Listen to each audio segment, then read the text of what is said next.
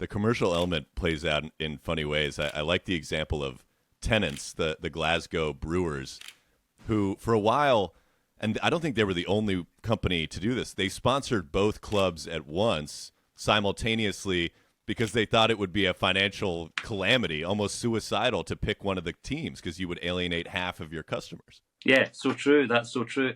They haven't been sponsored, joint sponsored, for a while. I think Tennent's perhaps actually was the last time. That used to be a double glazing firm before that. They were joint sponsors. And you're absolutely right. That's very much the reason. And I'm sure that these companies would tell you that themselves, that it would be financial suicide, especially for a Scottish firm like Tennent's and like the glazing firm that I remember.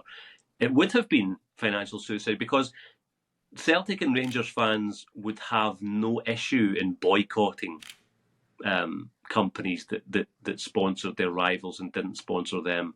We have had a story in recent years where one of the major shareholders of Rangers owns a coach firm, Parks, and Celtic for a long time have used this coach firm to ferry the players back and forward to matches, and some Celtic fans had called for a boycott, and that they didn't want Celtic to use this bus firm anymore because it was linked to Rangers. So yeah, like all the so-called petty things that you would associate with rivalry are very much alive and well in Glasgow with regards to the old firm. But you're right on that commercial aspect.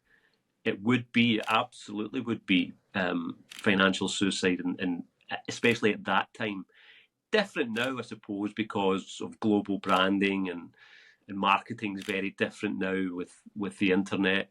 But back then, I think that was maybe late in fact, I think that was 1990s, wasn't it? Even then, I think it would have been very tricky, shall we say, for a Scottish firm to associate themselves with one half of the old firm and not the other.